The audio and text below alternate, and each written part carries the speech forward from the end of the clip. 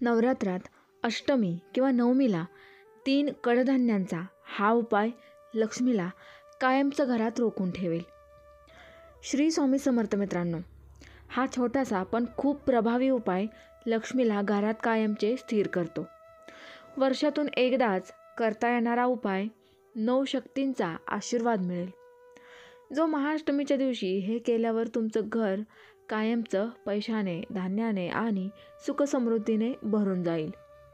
होय मित्रांनो, हा उपाय इतका सोपा आहे की तुमच्या हाताला फक्त थोडं कडधान्य लागेल, पण परिणाम असा की तुम्हाला आयुष्यात पुन्हा कधीही पैशाची कमतरता भासणार नाही. हा उपाय कडधान्यांचा धनवर्षाव उपाय म्हणून ओळखला जातो. महाअष्टमीच्या दिवशी याची शक्ती 1000 पट वाढते, असं आपल्या पुराणांमध्ये सांगितलं गेलं आहे. नवरात्रीमध्ये 9 दिवस 9 रूपं. अष्टमीचा दिवस म्हणजे महागौरीचं पूजन.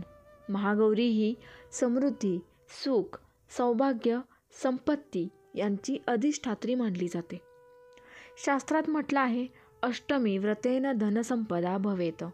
म्हणजे अष्टमीला केलेल्या व्रत पूजेमुळे धन, धान्य, संपत्ती प्राप्त होते. अष्टमीला मुलींचं पूजन म्हणजेच कुमारिका पूजन आणि अन्नदान फार महत्त्वाचं मानलं जातं. का? कारण देवीला अन्न हेच सर्वात प्रिय आहे. अन्न म्हणजे लक्ष्मी, लक्ष्मी म्हणजे धनधान्य. त्यामुळे अष्टमीच्या दिवशी जर आपण अन्नाचं प्रतीक म्हणजे कडधान्य देवीसमोर अर्पण केलं तर देवी आपल्या घरात कधीही दारिद्र्य येऊ देत नाही. मित्रांनो, आता तुम्हाला एक प्रश्न पडला असेल, कडधान्याचं काय महत्त्व आणि देवीला हे इतकं प्रिय का आहे? आपल्या शास्त्रात अन्न म्हणजे लक्ष्मीचं रूप मानलं आहे.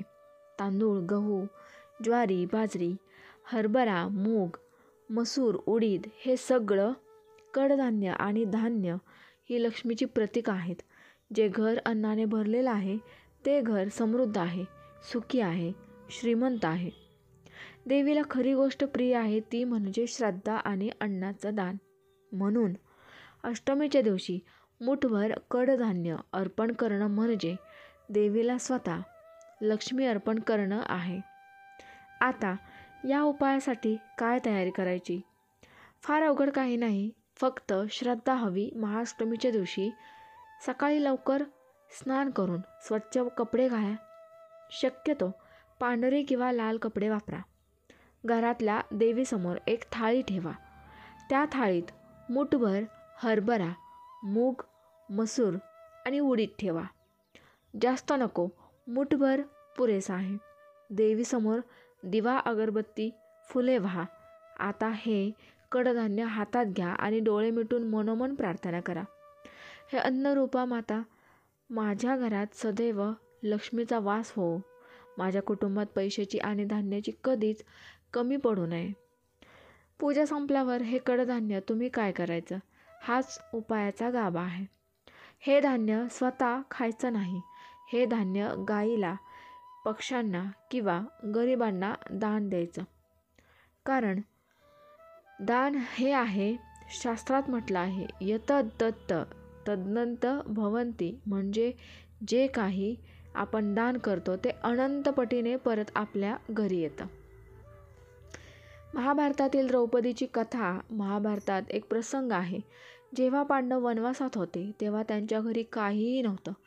द्रौपदी रोज देवीला प्रार्थना करत असे, हे देवी, माझ्या पतींना आणि मला अन्नाची सोय कर. एकदा देवीने प्रसन्न होऊन तिला अक्षय पात्र दिलं. त्या पात्रात कडधान्य आणि अन्न कधीच संपत नसे. या कथेतून आपल्याला दिसतं की देवीने द्रौपदीला सोनं चांदी नाही दिलं, तर अन्न दिलं. कारण अन्न म्हणजे जीवन आणि अन्न असलं की घर स्वतःहून पैशाने भरतं. या सगळ्या कथांचा अर्थ काय? देवीला सर्वात प्रिय दान म्हणजे अन्न आणि कडधान्य. श्रद्धेने दिलेलं अन्न कधीच वाया जात नाही. अर्पण केलेलं धान्य तुमच्या घरी 100 पट परत येतं. कडधान्य म्हणजे प्रथिनांचा सर्वोत्तम स्रोत.